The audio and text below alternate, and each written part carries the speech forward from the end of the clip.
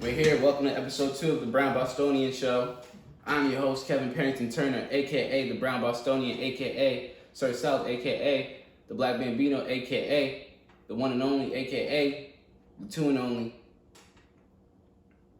Thanks to everyone that watched the first episode of the show. Much appreciated. A lot happened in sports. We're going to get into it. A lot happened for the Patriots. A lot happened for the Celtics, for the NBA, all around tennis. We're going to get to it. I just want to give a big shout out to everyone that's just watching that.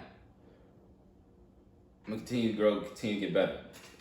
So, for the Patriots, I would love to mention that I was able to go to training camp last week, day 10 of the training camp for the Patriots, before they was able to go against the New York Giants in Foxborough, before losing 23-21 in Foxborough to the Giants. I was able to go to training camp and see what the offense looked like, see what the defense looked like. I was able to get close up to coaches and players, ask them questions, interview them. It was a great time seeing all those guys on ESPN, SN, Fox, all the television networks, all the newspapers, blogs. It's crazy to see him up close in the media tent. Was able to go through the facility at Gillette. It was an amazing time. Shout out to Ian Steele. With that being said, the Patriots went up against the New York Giants Thursday at Foxborough in Gillette. Thursday, 7 p.m. They lost 23-21. Now, before we get into it, I'm sure not too many people are going to panic because it is the preseason. There's a lot of highlights, a lot of pros, a lot of cons that we're going to get into. But first, we can't ignore the fact that nobody played for the Patriots. Nobody played. Mac Jones, who was just recently ranked the 85th best player in the NFL yesterday, it was announced. Do I agree with it? I'm not mad at it. Brought his team to the playoffs his rookie year. A lot of people want to give more credit to Bill Belichick in the defense and the secondary, having J.C. Jackson, having the Corey brothers. You got to give him some credit. You got to. Sure, they played a lot of running plays. So what? He showed that he can handle it. I mean, we got blown out against the Bills last year in the playoffs. But nonetheless, you can't deny the guy, a rookie that went to the playoffs. Excuse me. Now, before the Patriots went up against the Giants, James White, three-time champion running back for the New England Patriots, announced his retirement. James White, we can't forget the walk-off touchdown, the one and only walk-off touchdown in Super Bowl history in overtime. Only Super Bowl with an overtime. He was great, did it all. Caught passes, ran the ball, blocked, picked up blitzes, did screens, a leader. He was a team captain for multiple years on the Patriots. He will be missed, especially with the offense that the New England Patriots showed Thursday against the Giants. Because we can't lie, they struggled. The Patriots struggled. Interceptions was thrown. And of course, the number one string quarterback in Mac Jones did not play. Veteran wide receivers didn't play either. Jacoby Myers did not play. Devontae Parker did not play. Kendrick Bourne did not play. Nelson Aguilar sat out as well. Same with the tight ends of Hunter Henry and Jonnu Smith. Damian Harris did not play. Listen, no one played. And was it because of injury? I don't think so. I was at training camp. I saw those guys on the field. I saw most of them on the field. I didn't see James White on the field. Maybe that was a telltale sign he was going to retire. Nonetheless, nobody played. And if you ask me, I do believe that's part of the Belichick strategy that no one played in the preseason. I think the preseason is more so of we need to see what guys are going to make the roster, are going to make the cut, and having Matt Patricia and Joe Judge play calling on the offense, they have more things to figure out. They don't necessarily have time to see if their veteran players can play. The returning players who they know will make the roster can play. We already know that. We need to see the guys who we haven't heard of. We need to see someone who can step up. That's going to be big for the Patriots. That's going to be big for the rest of this preseason. On defense, it was the same thing. Jalen Mills didn't play. Jonathan Jones didn't play. Devin McCourty didn't play. Kyle Duggan didn't play. Adrian Phillips didn't play. It can go on and on. No one played.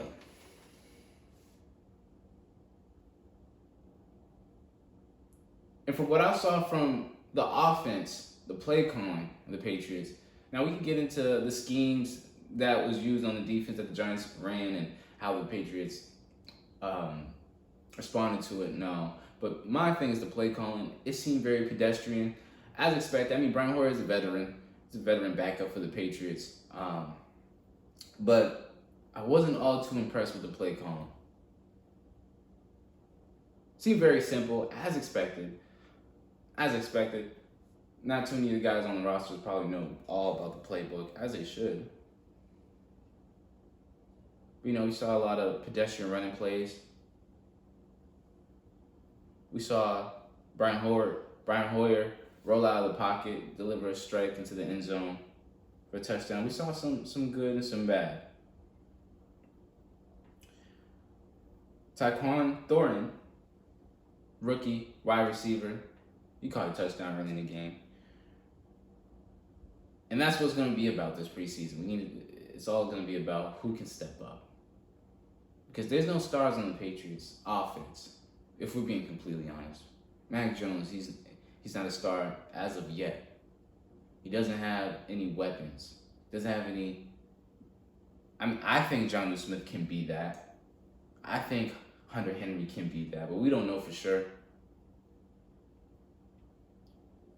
So until then, this preseason is going to be all about who can step up.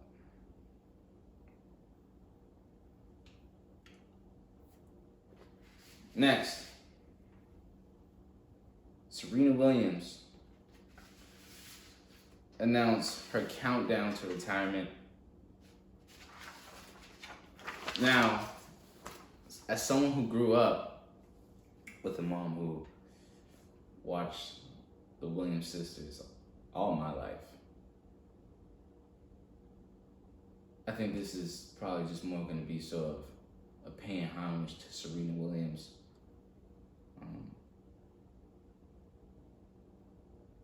The 4-time Olympic gold medalist. So far has won 73 career single titles, 23 doubles titles, 2 mixed double titles, 39 Grand Slam titles. The list goes on. The young woman from Compton, California, who changed the game forever, inspired a new generation of Black women to play tennis and reach the top pinnacle of sports. When it's all said and done, there's Tom Brady, there's Michael Jordan, there's Tiger Woods, and then there's Serena Williams. And if you disagree with that, you clearly don't know anything about sports or culture, especially culture. Because when we think of sports, we think the greatest. We don't just think the stats. We don't just think the accomplishments. That's part of it. It plays a big part. We also think of culture. What makes Steph Curry so great isn't that he can just score at will, or that he's a leader, or now that he's won another title, back-to-back MVP. He inspired a new generation. Sneaker lines. He's culture. I think people get that mixed up a lot. How much culture is in sports. When you think back to Serena Williams with the braids, the beads and the braids, balling at such a young age on national television, over and over again, just beating the odds. That's culture. That's greatness. She's done it for so many years. And for her to announce her countdown to retirement. I don't know when that will be. Who knows? But if it indeed does happen, she will be missed. She turned tennis into a sport that we mostly know as a women's sport. We know the women tennis more than the males. No disrespect to Federer. But let's be honest. Serena Williams has changed the game forever in tennis. So shout out to Serena Williams and her career. Her long, illustrious, top 5 sports career of all time. I forgot to put Muhammad Ali in that list as well. Excuse me.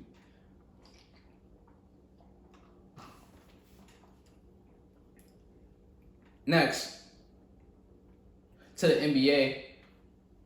After the passing of Bill Russell a couple of weeks ago, the NBA announced that they are retiring the number 6 throughout the entire league.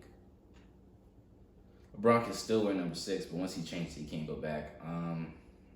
That goes for anyone wearing number 6 too. It's not just LeBron. I don't know how to feel about that. I like it. You know, Bill Russell, when we talk, it goes to the same thing as Serena Williams. When we go to culture, Bill Russell is, without you even knowing it, without you even understanding it. I am from Boston. I am the Brown Bostonian. I've been to the Garden. I haven't been to the old Garden. I remember when the building was still up, but I was never inside of it. I've been in the TD Garden that you see here today. And I don't know if I'd be allowed in there, or I'd be as comfortable in the TD Garden today if it wasn't for Bill Russell. I don't know if I'd be walking the streets as comfortable in Boston if it wasn't for Bill Russell. I don't know if I'd be able to live my life the way I do in the city of Boston as a black man if it wasn't for Bill Russell. So does it make sense to retire his number? Sure, of course, in Boston, of course. He deserves all the love. He has his own statue. He's a Hall of Famer, 11-time champion. To do it around the league, it speaks volumes to his career and what he's done for not only the game of basketball, not only for black men around the country or in the city or for me, but what he's done for this country through the game of basketball. Again, it goes back to culture. That's what we're going to name this episode, Culture. Serving the culture. Bill Russell, man, first black head coach in NBA history. Won 2 titles as a coach. Olympic gold medalist. 5-time MVP. That's the second most of all time. He was an all-star 12 times. All-NBA 11 times. It's just no denying his impact. He won a NCAA championship 2 times in San Fran. Bill Russell, the late Bill Russell. I'm not mad at the NBA's decision. I'm not mad at it. The guy 1000% deserves to get the recognition he deserves. Excuse me.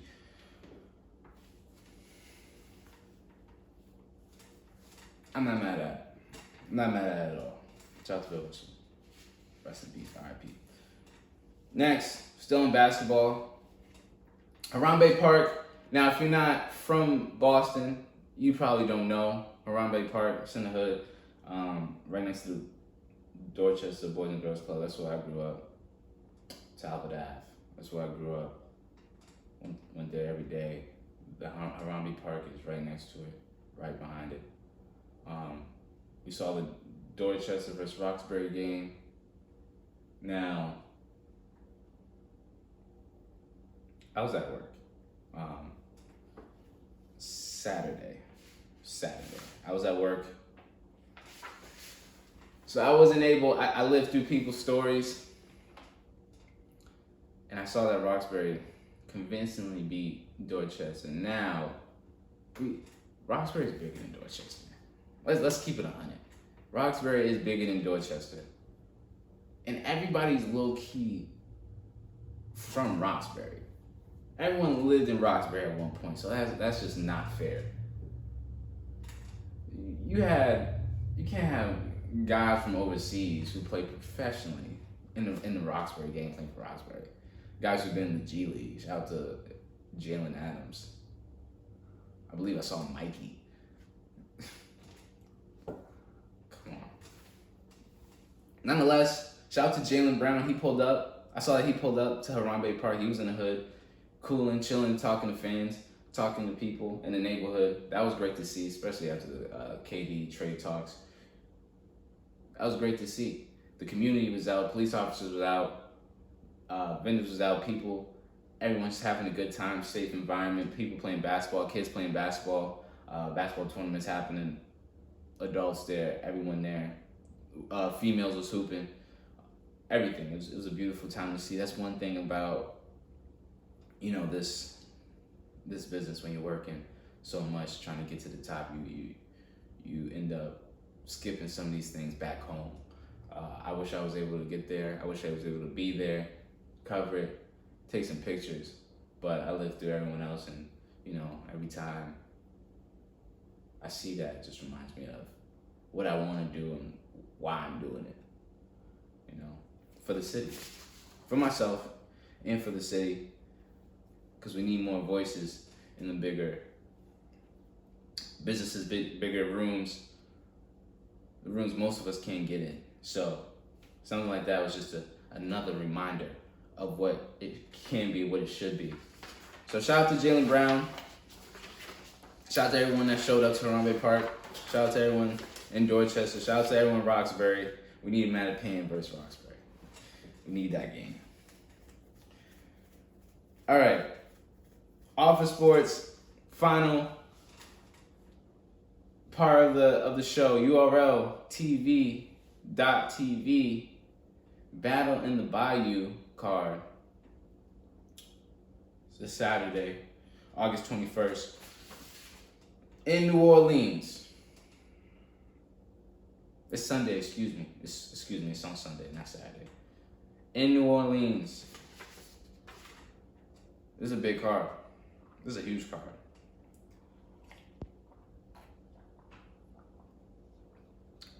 Seven battles.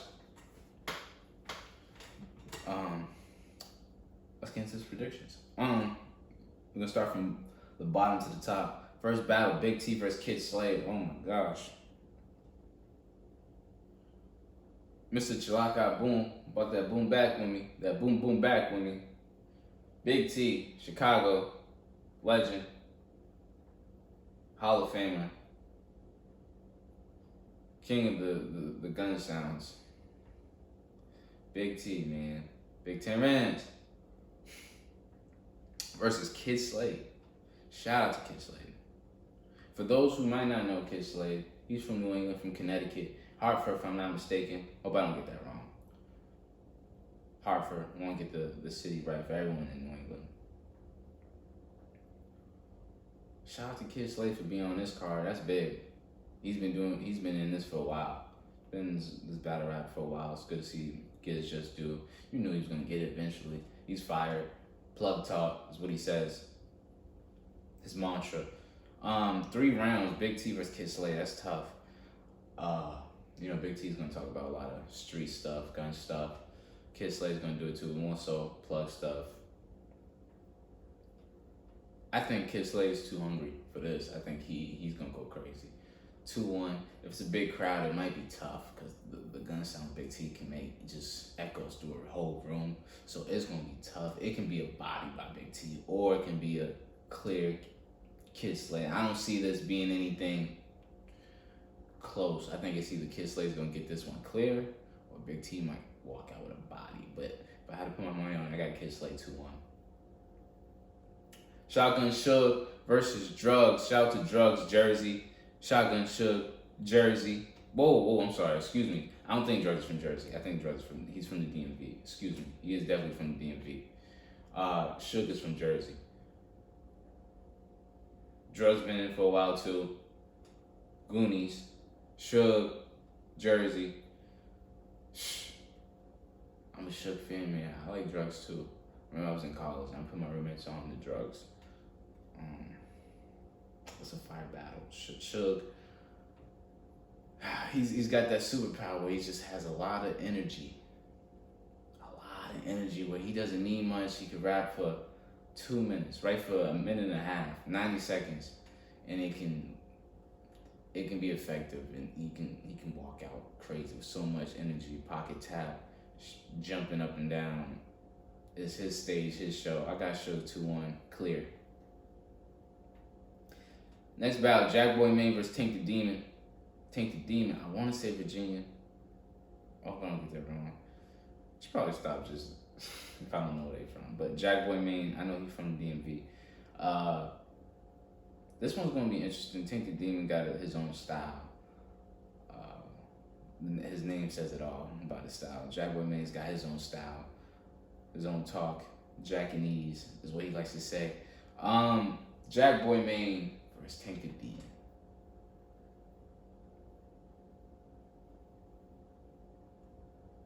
You know, Jack Boy's been on the big stage so many times. Not so many times, a few times. And a lot of times he fell, especially against John, but he fought. And when you fight on those big stages and you lose convincingly, you don't know it, but you get a lot of respect. You get a lot of more skills. You get a lot of more experience from that. And the next time you go back out there on them big stages and big battles, you actually start catching bodies. That's what happened with John. You saw what John did to Jack Boy. So what happened with John versus Sue Surf. Surf killed John. Beat John convincingly. But if you see John against another up and coming on a big stage, John's gonna smoke him bad. But you see John against Bird, and Bird beat him convincingly. That's what happens. So on a stage like this, I got Jack Boy Maine probably catching a body. Nasty body. Next is Mike P versus None. Not too familiar with None. I've seen him a few times. He's been like on and off on the URL scene. He took hiatuses a few times. I think it was the same thing with Mike P. Mike P's battle chill though. He's been on a little grind too, as of late. But he's also kind of been on and off. I don't really have too much about this one. Both guys ain't really punchers or they got or like amazing flows or anything. They do angles. They battle rap really well, which can be a cool in the middle battle, which this is what that is. I got Mike P off of just momentum. He goes live on Caffeine a lot. He probably got more fan base, which it means a lot in this game, especially now. I got Mike P 2-1. Debatable though. 2-1. But I'm gonna edge it to Mike P. Twerk versus Jerry West. Man. West, Brooklyn. Twerk, Jersey. This should be a main event. If I'm keeping it all the way on it. It should be. I don't think I need to get into why it's not. I will. Shout out to Twerk, man. Top 3 rises in battle rap. Electrifying, man. Electrifying. He's unmatched. He's a Hall of Famer. He's a Luka Doncic of battle rap. Maybe the Steph Curry of battle rap, honestly. Jerry West. Not much to say about him. We go hard. Shout out to him. From Brooklyn. He's been doing it for a while. He's been getting wins against, Luke Castro, Blue Easy, Arsenal, Danny Myers. His list goes on and on too. I think he had to take a hiatus for a while. Now he's back and he just battled Lou and got a win against the Goonies. Twerk is from the Goonies as well. So this battle makes perfect sense, and for that reason, that's why it should be the main event. But it's not. It's not even co-main event. That's fine.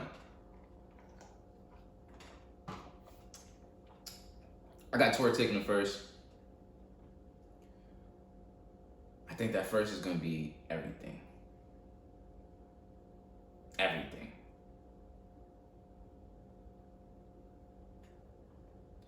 I don't know, but Twerk's first don't really hit as much anymore. I think if West first round, it don't even have to necessarily be the clear win, but if it can match the energy and it's debatable, I think it can get ugly for Twerk. I think if West is crazy, if West first is as crazy as Twerk's first, because I know it's gonna be crazy. If it's as crazy, I got Jerry West winning clearly for the next 2 rounds, the second and third clearly. If it doesn't happen and Twerk go crazy and West ain't go crazy, it might be a longer night. Keep it 100. But I think it all comes down to that first. Not even necessarily a win. Not even necessarily if West wins the first. It just gotta be crazy. If you go crazy in the first and the second, third, he's gonna take the second and third. I think nonetheless he's gonna take the second and third.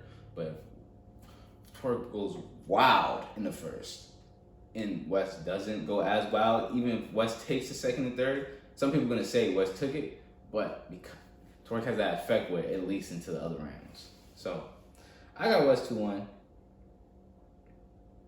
But that's just gonna be interesting. That's gonna be an entertaining battle, electrifying battle. Energy, performance, bars, that's gonna be crazy. It should be crazy. It needs to be crazy. We saw Twerk, mess up a few of his last battles. So we gotta, this one, I need it to be a classic. I'm hoping it's a classic. Danny Myers versus Fawns. Danny Myers from the West Coast, Fawns from Virginia, I believe. I gotta stop guessing. I believe it's from Virginia. I think. I'm not the biggest fan of Danny Myers. He fire. Haven't seen Fawns so many times either, but I know he's fired too. Jerry West put me on to Fawns.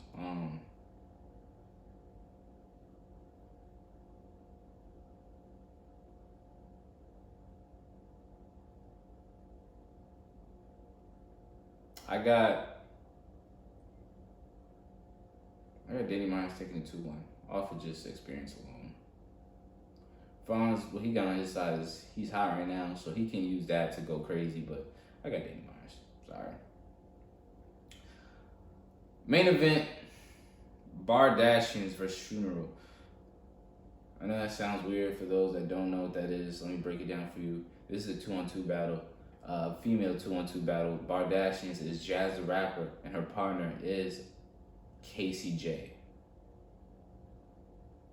There's 3 women Bardashians, Casey J, Jazz the Rapper, and Official. I think this one is just Jazz the Rapper and Casey J versus Funeral.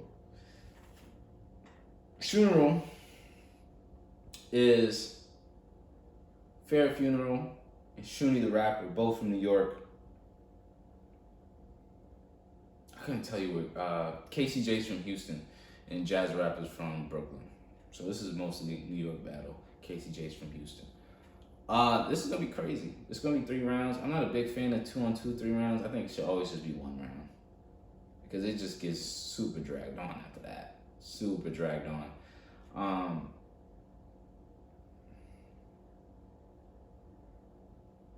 Farrah and Shuni have the best chemistry. They've done it. They've been battling for so long together that it should almost just be an automatic 2-1. We never seen Casey J and Jazz the Rapper tack up, so I got Funeral 2-1. I'm gonna give Jazz and Casey J because they got bars.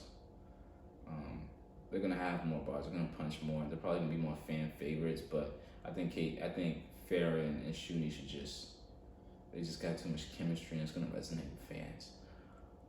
So yeah, there you have it, man. Battle in the Bayou, August 21st, urltv.tv. I don't know if this is a live streamed event. I don't think it is. I think you gotta get your tickets and go to New Orleans. You can go on the Instagram to get the address, the specifics. I don't believe this is a caffeine event. If it is, just go on caffeine app. It's free. If it is live streamed, or download the app when the battle comes out. That's it. That wraps up episode 2 of the Brown Bostonian show. Thank you for watching. I appreciate all you guys for listening to this, sticking with me, and I'll see you next week, man. Peace.